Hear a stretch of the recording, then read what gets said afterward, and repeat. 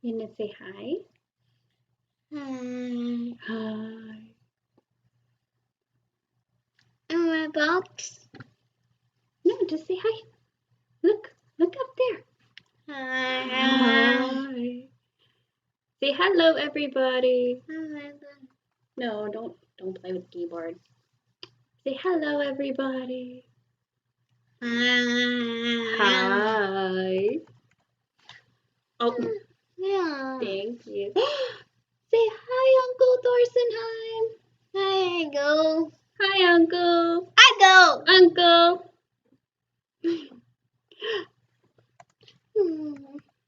We have a tiny guest right now. Ah! Say hi, Bard. Say Hi, Bard. Hi, Bard. She is having fun. We are going to sit here with Mommy for a few minutes. Your mommy. I am Mommy.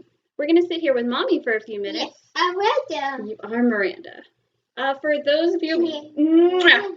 those of you who know, my daughter has had some medical problems the last couple of days, and I'm keeping an extra eye on her until. Hey, Mommy. Say Cosmic. Hey, Mommy. Hi, Miranda. Say Cosmic's coming home. Box. You wanna play with my music box? Yeah. All right. So, Tiny Human's going to show you guys my music box until my roommate gets home so he can keep an eye on her while we spend some time together. Ready? Yeah.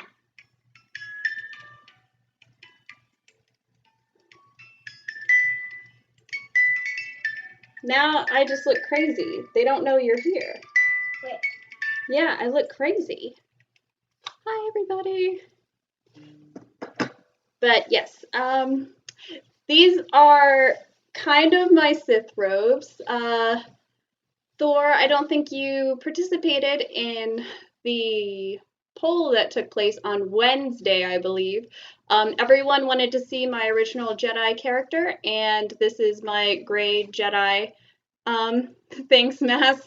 And thanks, Bard. I forgot to say thank you both for resubscribing. Appreciate it very much. Yeah, they wanted to see my original Jedi character, and this is my gray Jedi outfit, and I will explain that to you momentarily.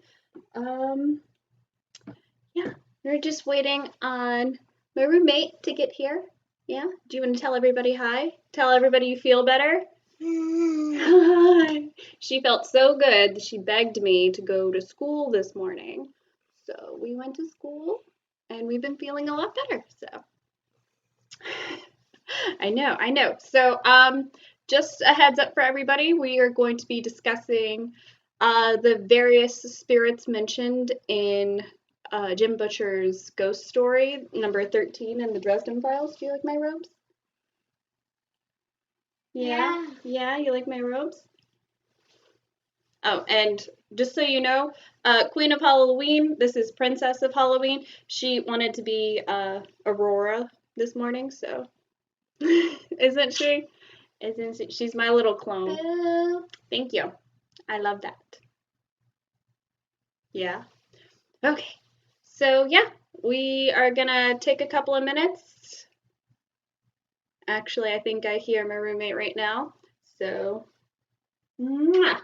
People wanted to say hi to her, so I decided for everyone to be able to say hi.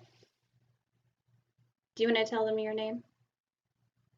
No, it's okay. That's fine. You don't have to. Wow. Wow. Okay, so yeah, this is a little slow of a start.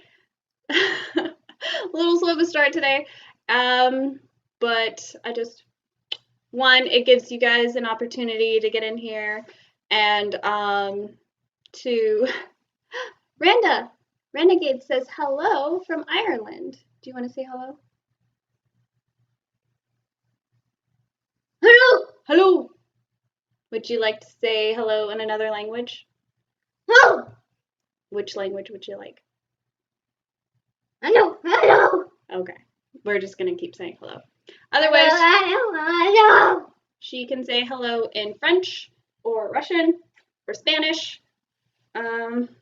What other ones have we been working on? Anything in particular? What go on? I don't need to look at it. I already know it.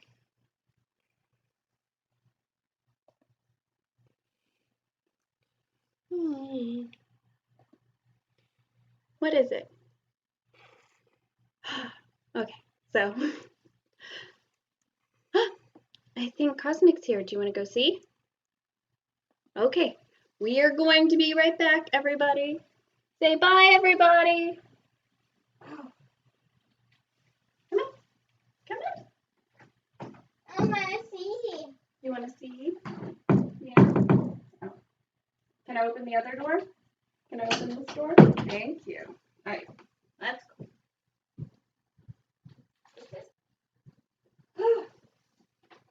Okay, now we have that all taken care of. We're going to try and keep this a little brief. So, one, we're going to be really concise about this.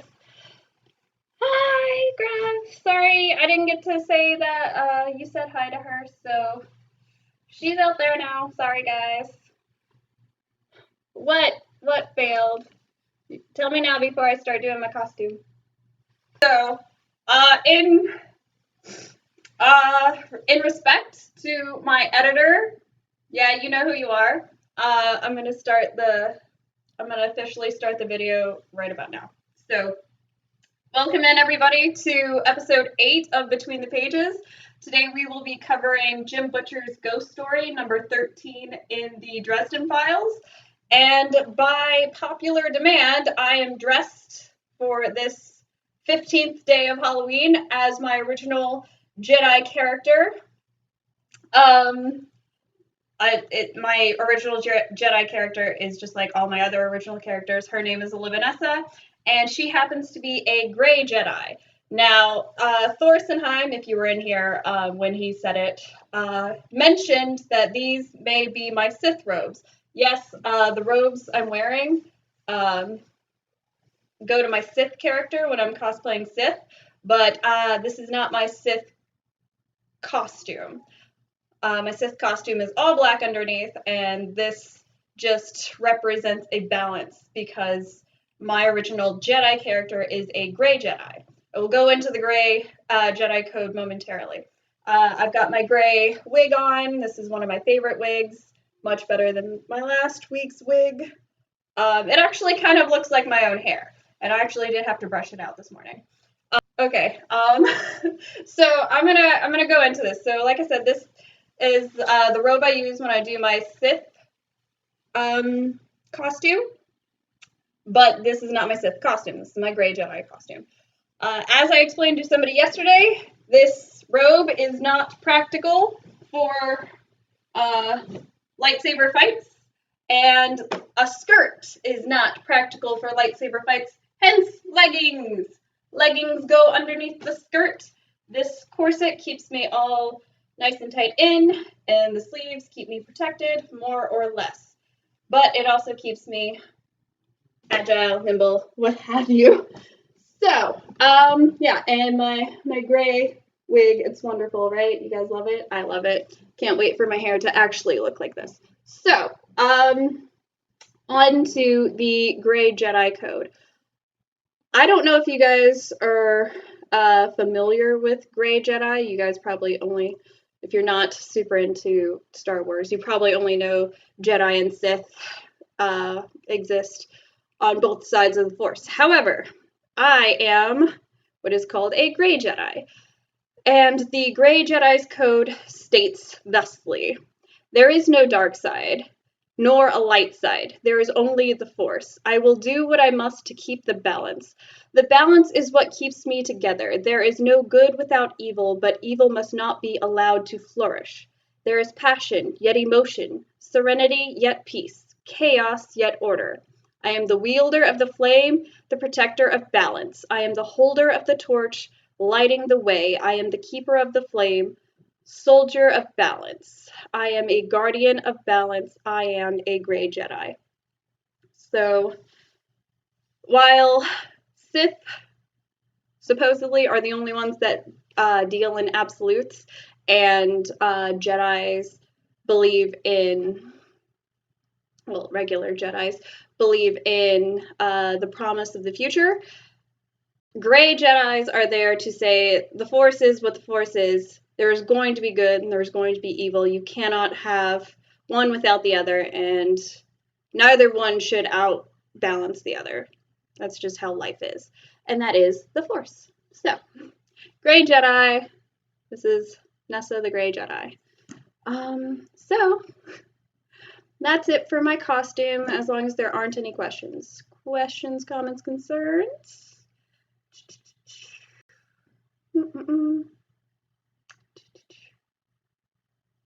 Gray Jedi Swoon, love it. All right, so we're gonna get into there is not darkness without light. There would be nothingness if there was no balance. Anyway, so let's get into the content for today. Today's episode 8, Ghost Story by Jim Butcher. You guys know that I've been like tearing through the Dresden Files because they are incredible. They are amazing. Highly recommend each and every one of them. I've never been disappointed. Like even his short stories that he was like, I wrote these and I wasn't happy with them. I was like untalented or whatever. I'm sitting there like, no, sir, you are amazing. So, you guys are so great. Let's get into this. So precursor, I'm going to give you a slight synopsis. If you want 0 spoilers for this book, I will tell you spoiler synopsis, and then I hope you come back in like 10 minutes or less to finish the content. Otherwise, okay, so when we last left the mighty wizard detective Harry Dresden, he wasn't doing well. In fact, he had been murdered by an unknown assassin. Spoilers if you haven't read Changes. But being dead doesn't stop him when his friends are in danger, except now he has no body and no magic to help him. And there are also several dark spirits roaming the Chicago shadows who owe Harry some payback of their own. To save his friends and his own soul, Harry will have to pull off the ultimate trick without any magic. And this synopsis comes from Goodreads. You know that Goodreads is my favorite. I'm actually going to drop a Goodreads. You guys are great with this hype train. So, command, reading, list. I don't know why that's in bold. I don't think it works if it's in bold.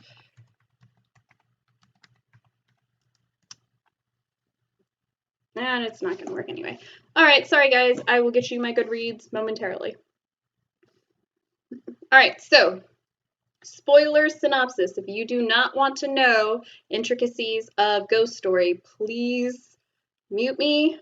I will give you a little signal. I'll do this when you guys can rally up again and hear me. But until then, don't listen.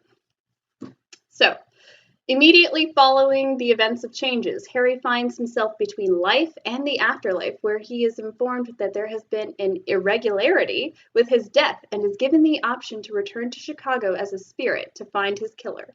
He elects to return and heads to the house of an ectomancer who could communicate with ghosts, Mortimer Lindquist, whom Harry had maneuvered into helping him in the past.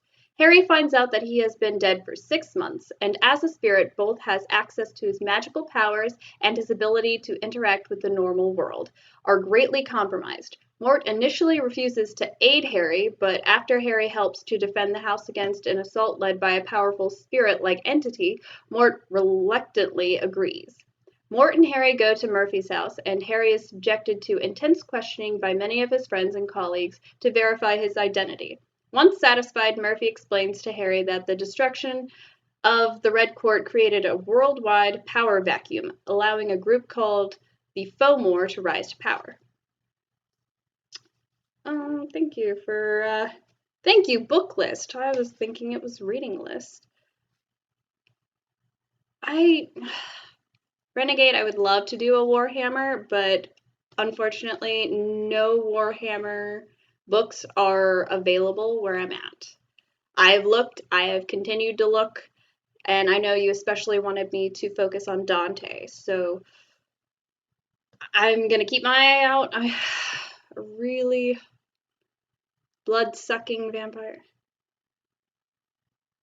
Is that the one you recommended? The blood-sucking vampire super soldiers, Dante? Mm-mm-mm.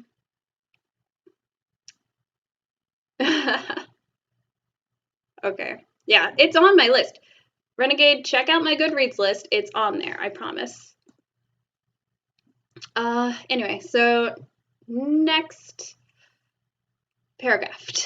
The next night, Harry returns to Mort's to find the house has been destroyed and Mort has been abducted. Harry tracks down Mort, finds him trapped by the spirit of the Corpse Taker, which is a villain from another book. A previously slain foe of Harry's, who is torturing Mort in an attempt to take his corpse. Harry summons the army of spirits that sheltered at Mort, storms the hideout through the Never Never, and takes down the wards, allowing his allies to physically assault the hideout. Harry returns to confront the Corpse Taker, only to discover that he has consumed all of the spirits involved in the assault, increasing her power and giving her the ability to physically manifest, and the ability to steal a body, which she promptly does in the form of Butters. Molly attacks the Corpse Taker, who responds by entering her mind in an attempt to steal her body instead. Harry is quick to follow. Molly and the Corpse Taker wage a pitched battle from Molly's mind as Harry seeks out Molly's mental command center. He finds it and in the process unlocks a memory of his own. During changes, Harry realized not only that he would have to become the Winter Knight in order to save his daughter, but also that Mab would then turn him into a monster. To prevent this from happening, Harry contacted Kincaid and arranged for his own assassination in order to prevent Mab from discovering this plan. He then had Molly remove the memory of it. This part of the book shocked me. My mind was blown. Holy crap. OMG. I literally said OMG because I have no words for that. It was amazing. With Harry having remembered the true events that he arranged, Uriel, or I say Uriel, a lot of people I know say Uriel, but in this audio rendition, they called him Oriel, and that kind of threw me off, but you guys go ahead and argue amongst yourselves of the proper pronunciation of Uriel, or Oriel, Uriel, Oriel, I don't know, like Oreo. Uriel appears and explains that a fallen angel interfered with Harry's death by whispering a lie to him at a critical moment, which motivated Harry to carry out his planned suicide. The fallen angel's direct influence permitted Uriel to respond in kind, allowing Harry to come back and learn the truth. Uriel then offers Harry the choice to come to work for him or continue on to what comes next. Harry demands to see how his loved ones fare in order to make an informed choice. Uriel complies, showing Harry that Molly was successful in defeating the Corpse Taker with Mort's help, that Maggie has been lovingly adopted by the Carpenters, and that Harry's other loved ones are safe and well. Satisfied by what he sees, Harry elects to move on. However, he awakens on Demon Reach Island, where his body has lain in the care of Queen Mab and the spirit of Demon Reach for the past 6 months. Mab is simultaneously angry and pleased by Harry's attempt to shirk her service, and tells Harry to prepare himself for her return to return him into her creature. Uriel takes this opportunity to officially balance the scales, whispering to Harry, "Lies. Mab cannot change who you are." Harry realizes the truth of this and tells Mab that he will be her devoted knight, but will carry out her orders in his own way. Hot. And will not permit her to turn him into a monster. This was all found on Wikipedia. I'm not kidding. Dresden Files has its own wiki fandom site, so check that out if you are a Dresden fan. So everybody, spoilers are over. Please come back if you muted me. If not, it was an exciting book. 5 out of 5 stars I gave it, and you guys know how hard that 5th star is to like get. I am a super critical person on movies and books, so that 5th star is almost impossible, and this one definitely earned it. Let me catch up on chat.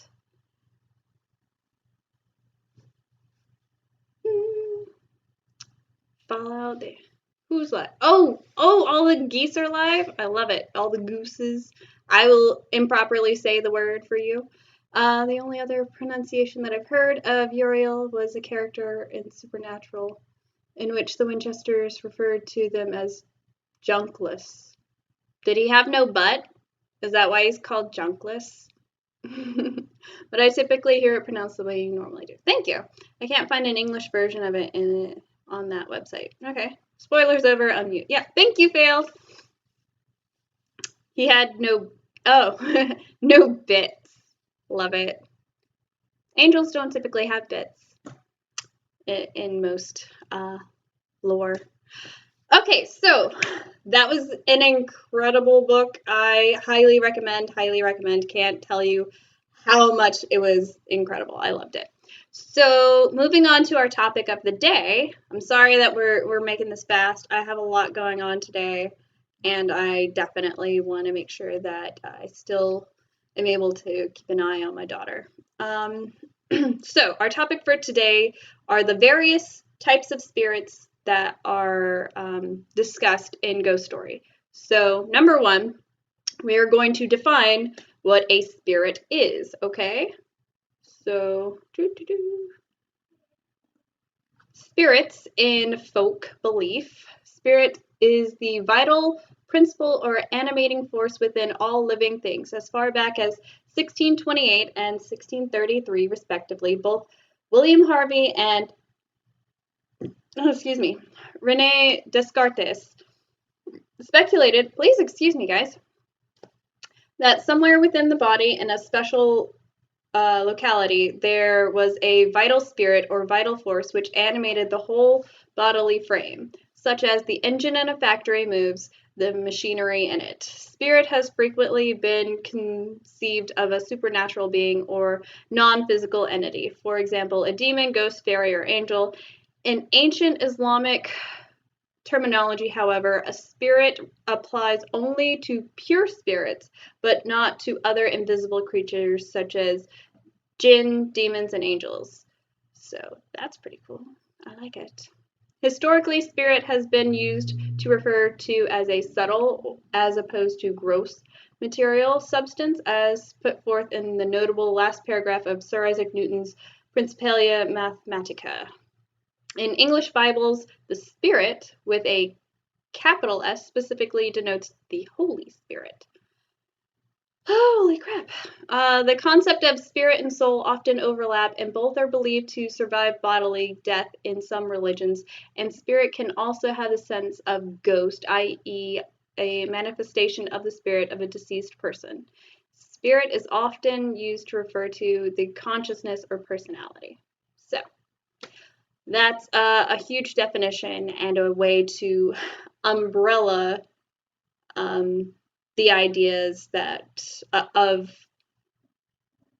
deceased beings and unsubstantiated bodies. Yeah, I'm gonna go with that. Incorporeal bodies. Yeah, we're gonna go with that. So, one of the primary references to spirits and the variant we're going to go with the most in Ghost Story was the term shade instead of ghost, spirit, or whatever. They're called shades. Now, shades in mythology, in literature and poetry, a shade is the spirit or ghost of a dead person residing in the underworld. An underworld where the dead live in shadow is common to beliefs in the ancient Near East and biblical Hebrew. I cannot say this term. I'm hoping Baskerville is actually in here, or what is his username? It's Basker something. I wonder if he's in here. No, he's not. But Basker would know because he is actually Jewish and he speaks Hebrew. I do not. So anyway. But it literally translates to death shadow, shadow of death. The alternate term for Sheol. which I really don't think is how you pronounce it because, yet again, I don't speak Hebrew. The Witch of Endor in the first book of Samuel notably conjures the ghost of Samuel. So, only select individuals are exempt from the fate of dwelling in shadow after death, and instead ascend to the divine sphere. This is the apotheosis aspired to by kings claiming divinity and reflected in the veneration of heroes. Plutarch relates to Alexander the Great as was inconsolable after death of Hephaestion. Sorry, I don't know why I stared at that for so long. Up to the moment he received an oracle of Ammon, confirming that the deceased was a hero and enjoyed the status of divinity. So he was not a shade.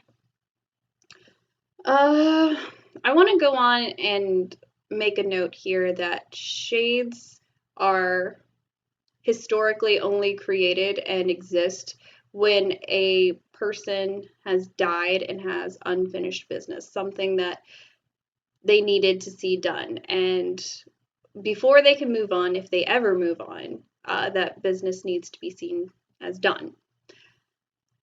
And again, historically, if the shade does not see this done or accomplish it within a reasonable amount of time, the shade will go insane and will be stuck in a loop that is their own torment, like kind of like limbo, instead of going straight to hell or heaven or whatever it is that you believe in.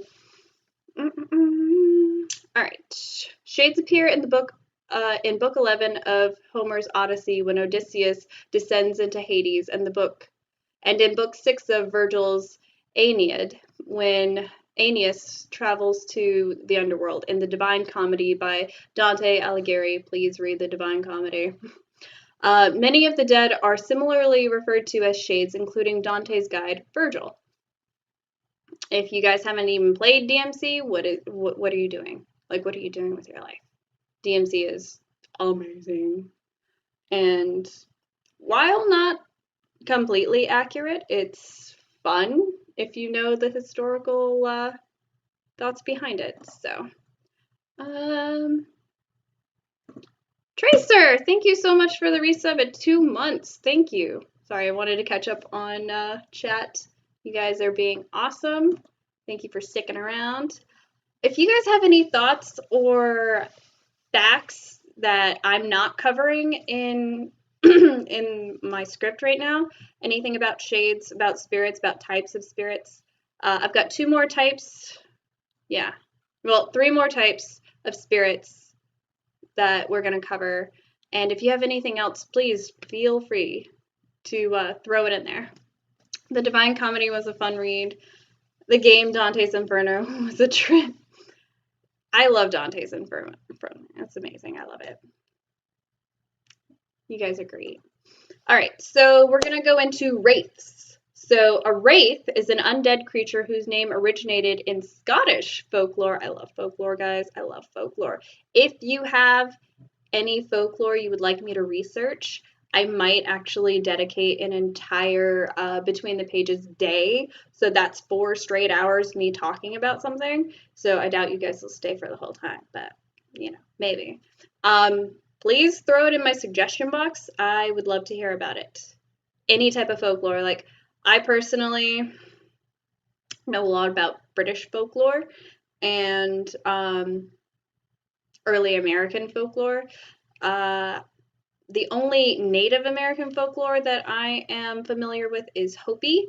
So if you have any others, throw it in there. I'd love to read it and hear about it. It's amazing. I love folklore. Anyway, moving on. So, yes, wraith comes from Scottish folklore, a type of ghost or spirit. Wraiths were traditionally said to be the embodiment of souls who were either on the verge of death or who have recently passed on. In modern times, the concept of a wraith is more likely to refer to an evil spirit, particularly one which has unfinished business in the mortal realm. They are particularly depicted as a skeletal figure draped in tattered rags and are most commonly associated with graveyards or other haunted locations. the modern perception of a wraith is that of an entity which actively seeks harm to those that it encounters, no matter their motivation. So, yeah. I never really thought about wraiths in the way that they were describing, other than Tolkien and the ring wraiths. So that's always the like caricature that I think of when thinking of wraiths, is the ring wraiths, probably specifically the Witch King, probably. So, thoughts, questions, concerns? You will. I love that you're going to suggest folklore. I love folklore. This is everyone's opportunity to drop in either your own heritage's folklore and particular stories. Please do not just say, hey, the entirety of Scottish folklore. Please give me either a story or something that has a couple of stories, because that's a lot. I studied for years British and early American folklore, so please don't make me study for years on the next folklore segment. All right. So the next type of spirit is called Lemur. Lemur may represent the wandering and vengeful spirits of those not afforded proper burial. That's really creepy. I love it. I love it. Funeral rites or affectionate cult by the living. They are thus not attested by tomb or votive inscriptions. Ovid interprets them as vagrant, unsatiated, and potentially vengeful. Oh, excuse me, ancestral gods or spirit of the underworld. To him, the rites of their cult suggest an incomprehensible, archaic, quasi-magical, and probably very ancient rural tradition. Lemurs were formless and liminal, associated with the darkness and its dread. In Republican and Imperial Rome, May 9th, 11th, and 13th were dedicated to their placation in the household practices of Lemuria, or Lemuria. The head of household, paterfamilias, would rise at midnight and cast black beans behind him with averted gaze. The lemurs were presumed to feast on them. Black was the appropriate color for offerings to, I cannot read that, but certain deities. William Ward Fowler interprets the gift of beans as an offer of life and points out that they were ritual pollution for priests of Jupiter. All right. The lemurs themselves were both fearsome and fearful. Any malevolent shades dissatisfied with the offering of the paterfamilias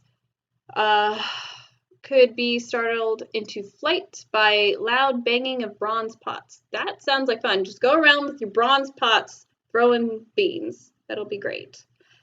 Failed. Thank you for the hydrate, because I definitely could use some water.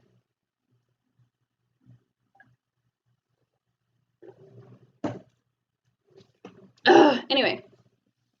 Yes, please keep it somewhat specific. All right. Our last spiritual variation that we're going to discuss is specters. So, this is actually really brief because it didn't have a whole lot to say on specters themselves. So specters are only defined as semi-corporeal ghosts. In the Dresden fandom Wikipedia, it actually defines specters in this particular book, idea, variation, anything like that, as the corpse taker calls up a number of specters to attack Gravane zombies outside Harry Dresden's apartment. Gravane happened a few books back, so we're not even going to worry about that. I think that was actually the zombie book. So, according to Mab, specters most potent that are beyond the beck of the mortal pale will rise up to the night and stars at the sound of his horn and join the hunt. So again, we're talking about the Wild Hunt and the Earl King. So, yes, that is the extent of the discussion that I have. If anyone has anything that they want to say about specters, lemurs, wraiths, spirits, there was another one, shades, I'd love to hear about it. If you don't feel like dropping it in right now, that's cool. I don't care. Please feel free to whisper it to me. Feel free to drop in the Discord and talk about it in chat with everybody. I can spell Discord, I swear. I try very hard to tackle all of these different books and find something that we can discuss at an elemental level. And obviously this month, as I love Halloween and as hopefully you guys know, I want to keep with the spooky theme, but I also want to share more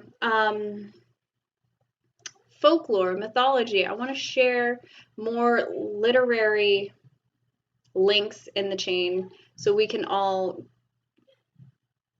learn more, for one, and for two, I can learn from you guys because maybe you know more about shades than I do. Maybe you know more about wraiths, lemurs. I love learning. Please, please, please tell me what you have, and I'm listening. Thorsenheim, with regards to shades and specters and stuff, where would shadow people fall into? Just out of curiosity. I'm not incredibly familiar with the lore about them. Yeah, I think that's the five that I covered today, and I believe it's five, unless you don't want to count spirits themselves.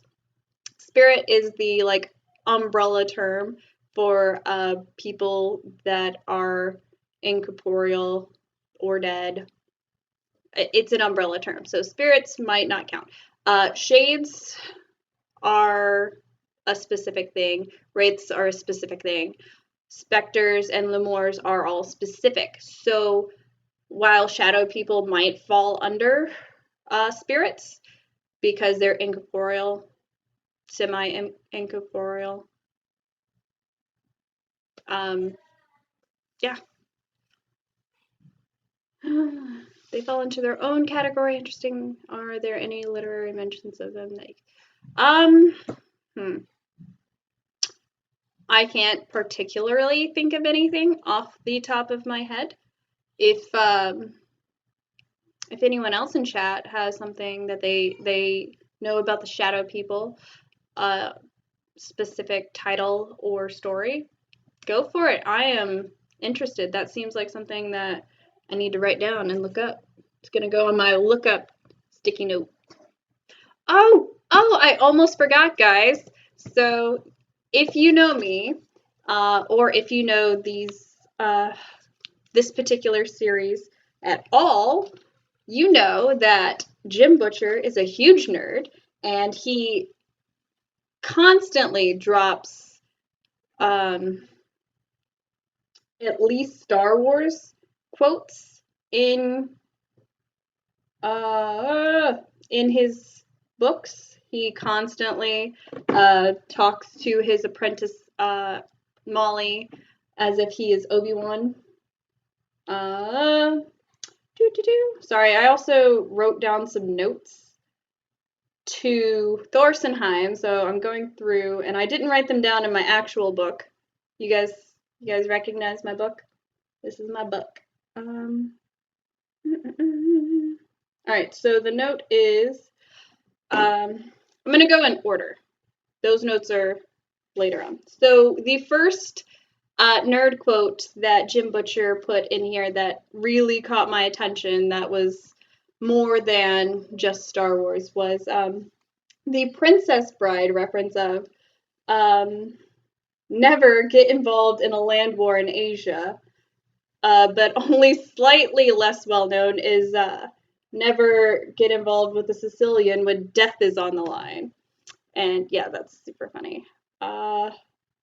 He then goes on to quote, very closely after that, he's having an argument with himself. So his shade, he thinks he's losing his mind at this point, but he's having an argument with himself, and he's like, this is what happens whenever I'm left alone in my own head. So never get involved in a land war in Asia. But also he goes on to say Gandalf never has had this problem. And then his other self says, he had exactly this problem at the dwarven stone door to Moria. And he goes around saying, Melon, Melon, Melon, because he can't enter somewhere as a shade. It has a threshold. It's super funny. As a shade, if you know anything about magical things, in this particular universe anyway, if it has a threshold, magical beings and creatures have a hard time crossing thresholds. And he couldn't get through, so he was just sitting there like, well, I don't know, I'm just kind of stuck here. Melon, melon, melon. And it was super funny. But additionally, one of the good quotes is apparently whenever he was training Molly, every time one of them would win, they would like project this image of Darth Vader and his TIE fighter locking on to a target saying, I have you now. And so I'm going to forever use that whenever I'm victorious. I have you now. It's going to be great. Additionally, he says to Uriel, he says to Uriel, aren't you a little short to be an archangel? It's funny. I'm sorry. I love writing down the like really memorable quotes. So, let's see here. Massmoon says, honestly, shadow people are an enigma. No one can come to any agreeable conclusion on whether they're evil, benevolent, or even of this dimension. Thorsenheim says, interesting. I don't have a lot of experience of that variety, nor have I done much reading about them specifically. Massimoon says, though that said, most people's encounters with shadow people usually leave them feeling scared or full of dread. Thorsenheim says, I can imagine. Massimoon says there isn't a lot of literature about them, unfortunately. That's unfortunate. It really is.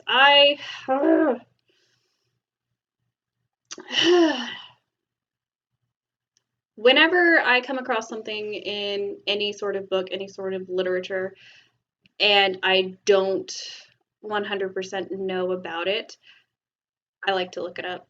I will research the hell out of it. And that's what happened today.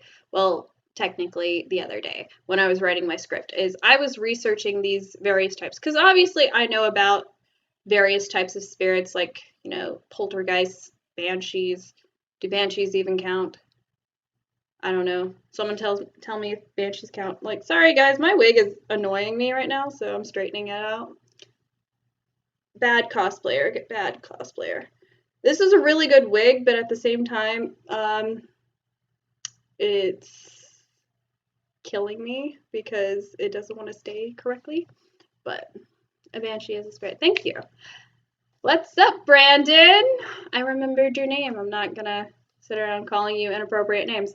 Sorry you came in at the end of the segment, but I'm glad that you came in here. Yes, I know that banshees are specifically female and angry.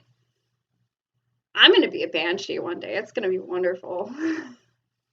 But yes, thanks guys for stopping in. I really appreciate it. I'm gonna show off my costume one last time, and then we are going to take Rogue Rajan into trials, me and Massmoon. So let's go at this again. I wanted to make sure that my gray Jedi costume encompassed this wonderful wig.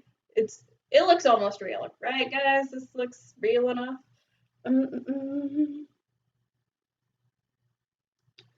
Ones I really know about Wendigos. Okay, yeah. Very largely. Yeah, well, I want to be an angry one. Yes, you can catch this video later on YouTube. This will be great. I'm also going to upload episode 5 or 6, whichever one failed got me last night. So that'll be great. Just not screaming in anger. I'll be. My phone just died. All right, Renegade, I'm just showing off my costume one last time. I don't have my robes on this moment, but I'm going to put them back on so you can see it all together. Like I said, the shirt is practical. You know, unfortunately, in most caricatures, females have to be sexualized. They don't have to be, but most times they are, and I kind of like the look. So, my absolute favorite corset, you guys saw it when I was a pirate. You see it now when I'm Jedi. Like I said, the shirt is very practical. The sleeves keep me from